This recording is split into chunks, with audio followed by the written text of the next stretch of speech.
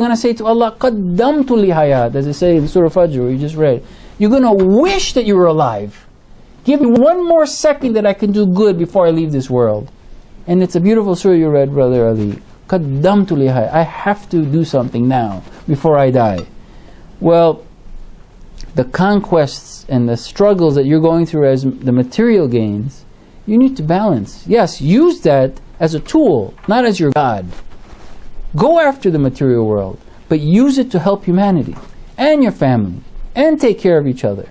Look, you guys are trying to build across the street a masjid, a gym. You needed $1 million. You couldn't do it. How much did you raise? Anybody knows? Who's from this community? How much did you raise? $5,000. You couldn't even build a gymnasium for the youth. Why? Because we're not self-sufficient.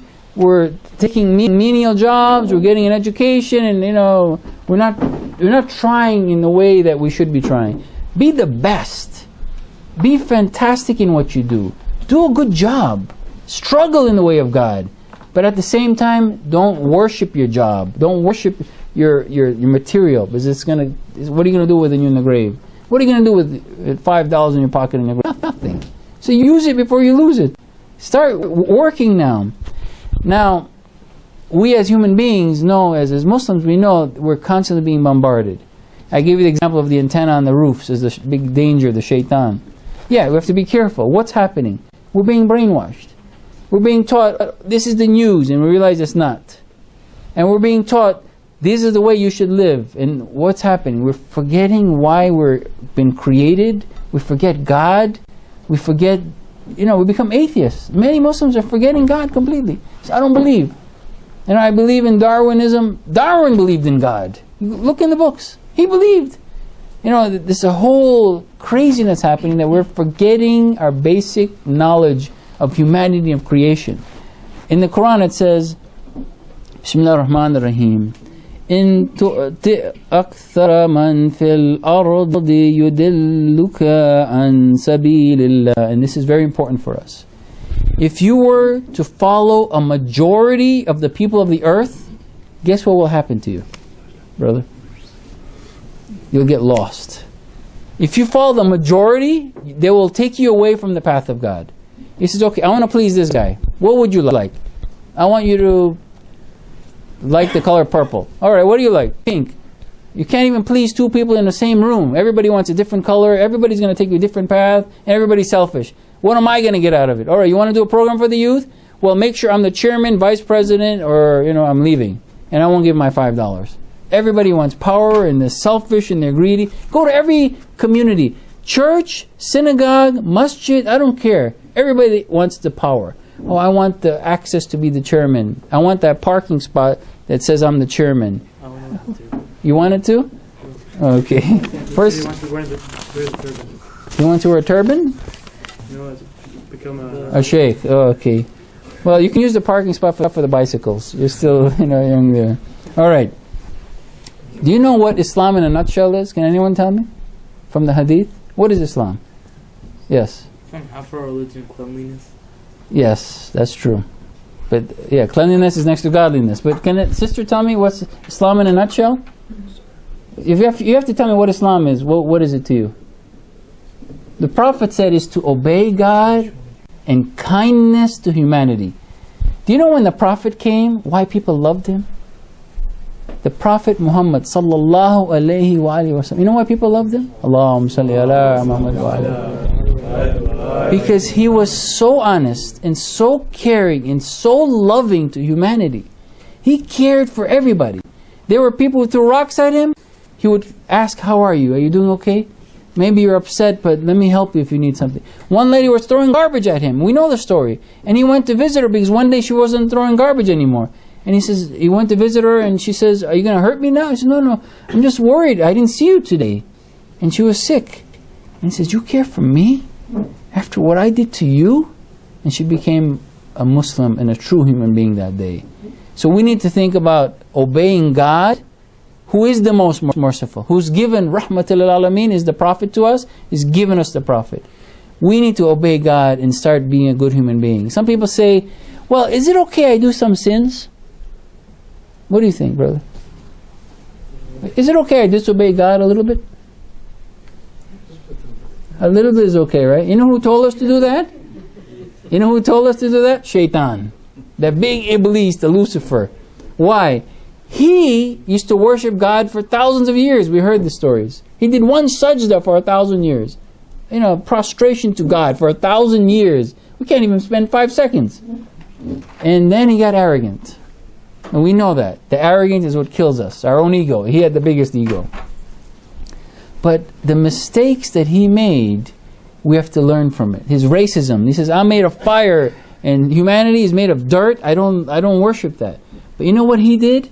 He says, look, I worship God so much, but it's okay I make one mistake. I'm not going to do prostration to Adam, alayhi salam. He's made of dirt, black mud. Why would I do prostration? I'm made of fire. You know, the biggest problem amongst us is just racism. We have to destroy that. Come on. We're all under this skin, we're all blood, red, and we're all human beings. And we're all coming from the same Adam and Eve. So, look at the mistake he made. He disobeyed God. And that's a mistake we're making all the time. It's okay I make a few mistakes. Well, when you make a mistake, you're hurting yourself and the people around you. Okay, I'm going to make one mistake. I'm not going to give charity. I don't make enough money. Why should I give charity? Well, if I don't give charity, if I have, say, $5,000 saved in the bank, and I don't give even a couple of % of that to the poor, I'm preventing another human being from eating. And that person will die. That's because of my selfishness and my greediness for a few dollars. Because a few dollars saves a human being today. We need to think selfish no more. We have to say, you know what? I'm not going to disobey God. And someone says, well, use the example of a bucket of water. Can you imagine you have a bucket of water? Think of that as your good deeds. But now, every time you disobey God, put a hole in the bucket. What's going to happen in the end? You're not going to have any more good deeds. You won't have any more water left. This is what Shaitan wants from us. Yeah, it's okay to make some mistakes. You want to hurt that person? Go ahead. You want to hate that person? You want to be racist? Go for it. But you have a lot of good deeds too. And you have a balance. You know, it's a balancing act. It's not that. Because when you openly disobey God's orders, which are to be good to humanity, we're going to destroy ourselves in the end. So we have to obey God and be kind to humanity. Because we know that the signs are going to come. Have you heard of the Sufyani? Have you heard of the Dajjal? These are the Antichrist. What are they going to do? They're going to do the exact opposite. So we got to say, look, if the evil ones are going to be the ones killing humanity, I need to help save humanity. If the evil ones are going to go and attack Medina, because if you see in some embassies, you go to their embassy, they have a greater country than they have today. And they want to attack Medina one day. And they want to take over Mecca one day. But the signs are there. They're going to try. And eventually they'll get destroyed. The Sufyani, the Dajjal, the evil ones will all be destroyed. So we need to wake up. And some people say, well, when will there be justice in this world? When will there be peace in this world? When are we going to have this? Well, while you're alive, you make it happen. In your own household, have justice. Stop abusing your children and stop abusing your loved ones. Have love and kindness in your own house. At least you can have kindness and justice in your own household. And once you get to that level, you can help the society and the community and the world. We have to do that. We can't wait for someone else to do it for us. Some people say when the Imam comes, there'll be wars and nuclear and millions of billions of people are going to die. So Imam Mahdi is going to come and be the Imam of the time for a graveyard? No. He's coming to be our leader to help us in this world and establish truth and justice. Yes, there'll be an attack, and they'll be attacking Syria very soon. And we see it already. You open the channel, where they look everywhere. You can see that they want to come across North Africa soon. They want to go into Egypt because now you're going to allow Gaza to get whatever they want. And now you're going to have this part of the desert open. And forget it. We're not going to allow this stuff. Well, you can have whatever you want. You can sin whatever you want. But when you start doing dhulam, injustice, God will intervene. What happened with Pharaoh of today? Okay, we saw him fall. But what happened to the Pharaoh of Prophet Moses, Musa alayhi salam? He fell. Well, injustice will fall and the truth will rise and goodness will come. So we should be hopeful. Even some people say the raja is coming. Yes, it's coming. If you listen to the du'as, it's there. The prayers, when you see it, we can see that there will be goodness in the future. But are you ready for struggle? Are you ready when the screeches happen and the suffering? Are you going to prostrate to God and say, Subhan al-Qudus, Rabb al-Qudus, and glorify the Holy God? Are you going to go through the struggles without any help? Of course not. God says, I will give you help. Ad'uni astajib lakum. Ask me and I'll give you. He's just waiting for us to acknowledge Him and ask Him. There's one prayer from the Imam, a small prayer. He says, just say this and you will be able to bear patience. We need to have patience with each other. We need to rise and do things, but we have to be intelligent, competent, sincere. Somebody says, what can I do? Well, just be a sincere, competent human being, and you've made a big change on this earth. Because one man, 1400 years ago, was the lightness in the dark world, in the dark ages, and lit up the world. And today you see people caring and praying and loving each other. Go to the community, go in Ramadan. Everybody wants to feed each other. Have you ever been to Mecca or Medina in Ramadan? Everybody wants to feed you.